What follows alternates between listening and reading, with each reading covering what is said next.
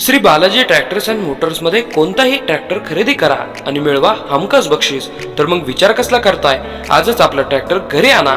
आमचा पत्ता Pune Nashik highway, Kukadi colony, Narayangaon, तालुका जुन्नर, जिल्हा.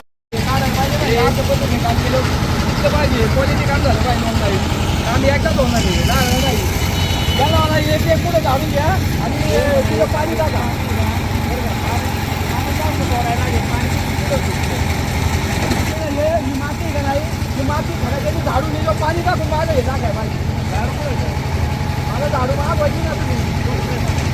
कुठे गेले तो झाडू झाडू मागवा. कोणतं झाडू या खडाच्या झाडू. महामार्ग उभे आहोत. काल हा विषय हाताळला गेला का जिथं फुटपाथ नव्हतो त्या फुटपाथाच्या शेजारी जे काय होतं ते स्लोट नसल्यामुळं गाड्या रस्त्यावर उभ्या राहायच्या आणि वाहतुकीची कोंडी व्हायची. सामाजिक कार्यकर्ते कैलास आवटी यांनी इशारा दिला एक टावरवर चढण्याचा आणि प्रशासन जागं झालं. त्यानंतर कामाला सुरुवात झाली खरी, मात्र तो काम दर्जेदार होतं का नाही याकडे काही ग्रामस्थांच्या तक्रारी आल्या.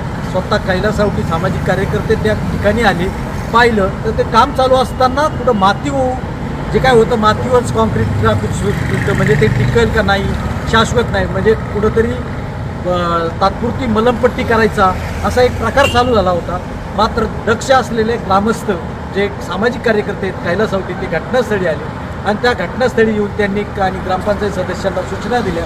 त्याप्रमाणे थोडीफार डागडुगी का महिना व्यवस्थित करायला सुरुवात झाली.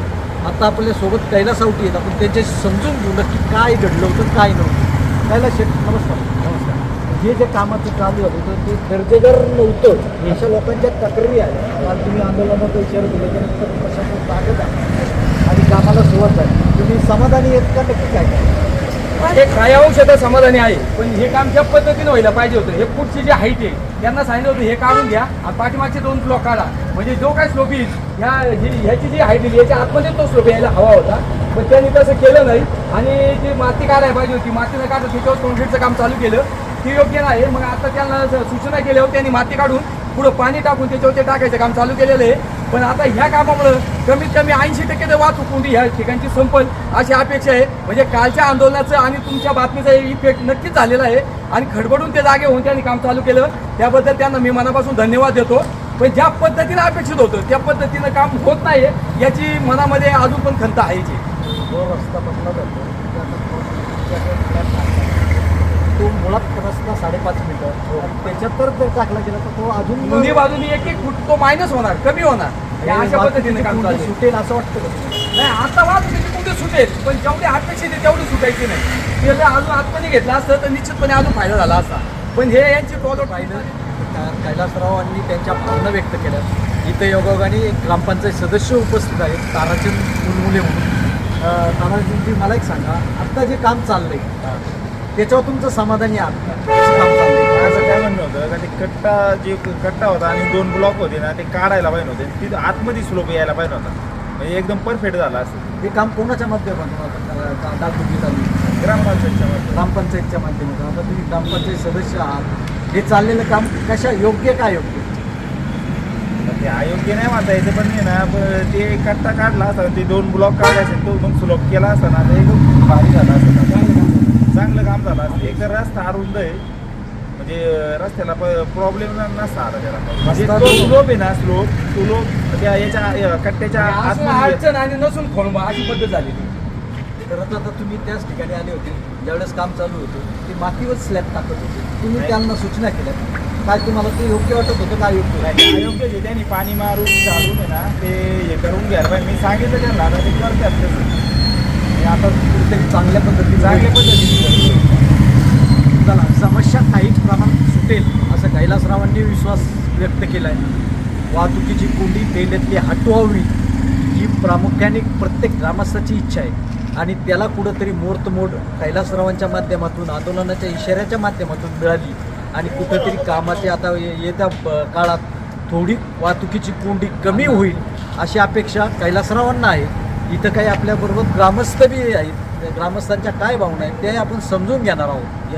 आपल्यासोबत इथं गावचे ग्रामस्थ आहेत, एक जागरूक नागरिक म्हणून त्यांच्याकडे पाहिलं जातं. विठ्ठल अण्णा गटकर आता हे रस्त्याचं काम जे पार्किंग काय वाहतुकीची कोंडी व्हायची आता ही कोंडी या कामाने कशी राहील चोरी होईल का परत होईल? कमी होईल ना थोड्या मोटर वर लागतील गाड्या हे दुचाकी सगळे वर लागतील. सगळे वर लागतील आणि ज्या 4 चाकी आहेत त्यांनी एक चाकी वर चढवलं तर त्या वर येतील त्या म्हणजे कालच्या आंदोलनाच्या इशाऱ्याने गावात एक सुधारणा झाली. रस्ता रुंद होईल जरा थोडा गावातल्या रस्त्याचं काम सुरू झालं. महामार्ग आहे, फक्त तो कागदावर नसावा ही प्रत्येक ग्रामस्थाची इच्छा आहे. प्रत्येक ग्रामस्थाची या वाहतुकीच्या कोंडीला इथं बेल्ला म्हणजे बस स्थानक ते बँक ऑफ इंडियाचा चौकच नव्हता. गावात अनेक ठिकाणी अनेक प्रॉब्लेम्स आहेत. त्यात काही गाड्या खाजगी मालक गाड्या रस्त्यावर उभ्या करतात, त्यांच्या काही अडचणी असतील, त्यांच्याकडे पार्किंग सोय आहे की नाही याच्याबाबत कैलासराव एक सामाजिक कार्यकर्ते काय सांगू शकतात? त्याच्याबद्दल काय सांगायला? गावाच्या बाबतीत जिथं जिथं अडचणी असतील, जिथे जिथं काय समस्या उद्भवतील तिथं आपण नेहमी आवाज उठवतो. ह्या हायवेच्या बाबतीमध्ये आता बँक ऑफ इंडियाचं बस स्टॉप, बेल्ला बस स्टॉप या बाबतीत जी जास्त वाहतूक कोंडी या भागात होत होती. काही तर बँक ऑफ इंडिया आहे, तलाठी ऑफिस आहे, ग्रामपंचायत आहे, महाई सेवा आहे, अनेक शासकीय ऑफिसेस इथं असल्यामुळे वाहतूक कोंडी ह्या भागात जास्त होती. पण जिथून पाठीमागे सुद्धा मुक्ताबाईकडे आपण जाताना या हायवेच्या आजूबाजूला इथं गाड्या लावलेल्या कायम स्वरूपी गाड्या लावतात, त्या सुद्धा गाड्या तिथं लावू नये यासाठी ग्रामपंचायती त्याला नोटीस देणे आणि त्या गाड्यांना दंड टाकणे. त्यांच्यावर दंड टाकल्याशिवाय त्या गाडी मालक जे खाजगी तिथे गाड्या लावतात वाहतुकीला अडथळा होतो, त्याच्यामुळं त्या गाड्या सुद्धा येत्या काळात त्या बंद झाल्या पाहिजे. तिथं कुणीही गाड्या लावू नये. अन्यथा पोलिसांना बोलून त्या गाड्यांना त्यांचे फोटो काढून त्यांच्यावर फाईन केली जाईल इथून पुढच्या काळात, असं मी यांना सूचना देतो. ग्रामपंचायत सदस्यांना आणि सरपंचांना त्यांनी तात्काळ त्याची दखल घ्यावी. आपण ज्या ठिकाणी उभे आहोत त्या ठिकाणी योगायोगाने या गावच्या आद्य नागरिक सरपंच मनीषा गावकर आणि कांतू शेठ गावकर या गावाचं सगळ्या गोष्टीच्या प्रत्येक सामाजिक कार्यात अग्रेसर असतात असे आहेत. आपण त्यांच्या या वाहतूक कोंडीविषयी चर्चा करणार आहोत. नमस्कार.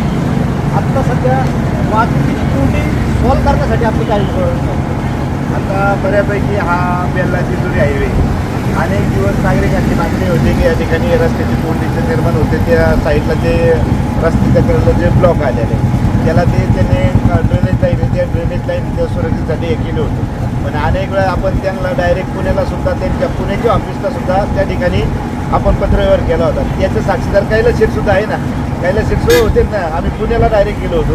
त्याच्यानंतर त्यांच्या अधिकारी आले पाहिले, पण त्यांनी त्या ठिकाणी कुठलीही त्या ठिकाणी जबाबदारी घेतली नाही. त्यांचं म्हणणं असं आहे का जी आमची ड्रेनेज लाईन आहे उद्या जर ती फुटली बिटली तिथे जबाबदारी कोणी घेणार आहे. त्याच्यामुळे आणि ह्या रस्त्याचा कसं होतं, हा आहे नॅशनल हायवे, याच्याशी ग्रामपंचायती कुठलाही काही संबंध येत नाही, कारण याला ग्रामपंचायत कुठलाही रुपया खर्च करू शकत नाही.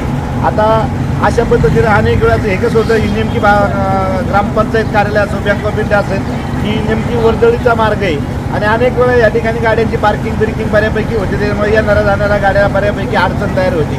आपण सांगितल्यानुसार आपण गावात जी वाहतूक निर्माण होती त्या मोठ्या वाहनाला जड वाहतुकीला सुद्धा पर्यायी बायपास आहे. काही ग्रामस्थ आता रस्त्यावर गाड्या उभ्या करतात आणि सामाजिक कार्यकर्ते कैलास रावते यांनी आपल्या त्याचं संबंधी करून ग्रामपंचायत प्रशासनाने पोलीस प्रशासनाने त्यांच्यावर कारवाई करावी, दंडात्मक कारवाई करावी. आपण अण्णा मला वाटते जवळजवळ 6 ते 7 महिन्यापूर्वी पोलीस स्टेशनला सुद्धा या ठिकाणी पत्रव्यवहार केलेला आहे का जी लोक गाड्या रस्त्यावर गाड्या पार्किंग करतात त्या लोकांना तुम्ही समज द्या, नाहीतर त्यांना दंडात्मक कारवाई करा. आज लागलं तर आम्ही त्यांना परत एक पत्र देऊ आणि पोलिसांना सुद्धा सांगू, जी लोक 4 व्हीलर गाड्या ज्या रस्त्यावर लावतात, कायमस्वरूपी लावतात, त्या लोकांना जर तुम्ही कारवाई करा आणि त्यांना दंड आकारा. त्या ठिकाणी आमची ग्रामपंचायती कुठली त्या ठिकाणी हरकत नसणार आहे. जे ज्या गोष्टी अडचणी येतील त्या ते ग्रामपंचायत या ठिकाणी सोडवते. आत्तासुद्धा या अनेक दिवसाचा प्रश्न होता, पण याला अडचण आज निर्माण होत होती. कॉन्ट्रॅक्टदार सुद्धा भेटत नव्हता, पण या कॉन्ट्रॅक्टदाराला अनेक दिवस होता. त्यांनी मागच्या आठवड्यात या ठिकाणी कच सिमेंट आणून टाकलं होतं, पण त्यांच्या ते मशिनरी कामं चालू असल्यामुळे मशिनरी खाली नव्हत्या. तर त्यांनी त्या मशिनरी रात्री आणल्यात आणि त्यांनी काम चालू केलेलं आहे. बऱ्यापैकी स्लोप झाल्यानंतर ज्या 2 व्हीलर आहे 4 व्हीलर आहे वरती एक चाक जाऊन बऱ्यापैकी पार्किंगला आता व्यवस्था होऊ शकते. बऱ्यापैकी वाहतुकीची या ठिकाणी होणार सोडू नाही. शकतं का, परंतु गावातल्या कोंडी सुटावी. सुटावी बरोबर ना. तर त्या ठिकाणी आम्ही 100% आता लागलं तर परत एकदा पत्र व्यवहार करू पोलीस स्टेशनला. त्यांना ज्या लोकांच्या गाड्या रस्त्यावर उभ्या असतात त्या नागरिकांना तुम्ही काय ज्या लोकांना पण समजा गाड्या रस्त्यावर पार्किंग करतात त्या लोकांना सांगायचं की व्यवस्थित कुठेतरी गाड्या साईडला पार्किंग करा. आपण अजून एक टप्पा त्या ठिकाणी सुतारवाडीवर करू, माहिती भाऊशेठ भांबरेंची जागा रिकामी, ती जागा सुद्धा पार्किंगला व्यवस्थित करून देऊ. जोपर्यंत त्यांची जागा रिकामी तोवर भाऊशेठला सांगू आपण आणि ती जागा त्या ठिकाणी लोक जे रस्त्यावर गाड्या लावतात त्या ठिकाणी लावतील. बऱ्यापैकी आपण भैरवनाथचं मंदिर आहे आपल्याला मंदिरापाशी जागा चांगली केली. गावातल्या मधल्या पेठेत ज्या गाड्या लागत होत्या त्या आता भैरवनाथ मंदिरापाशी लागतात. सामाजिक कार्यकर्ते कैलासराव अवटींनी एक महत्त्वाचा मुद्दा मांडला, जेणेकरून जे काही वाहतुकीच्या कोंडीला कारणीभूत ठरणाऱ्या वाहनं असतील, जे रस्त्यावर वाहनं पार्किंग करून आपल्या काही गैरसोयीच्या बनवत असतील, त्यांच्यासाठी हा एक इशारा आहे. तर तुम्ही तुमच्या गाड्यांची पार्किंगमध्ये सोय करावी, जेणेकरून तुमच्यावर दंडात्मक कारवाई करण्याची वेळ ग्रामपंचायत किंवा पोलीस प्रशासनाला येणार नाही याची काळजी घ्यावी. Suresh Bhujbal, AB news network, Belgaum.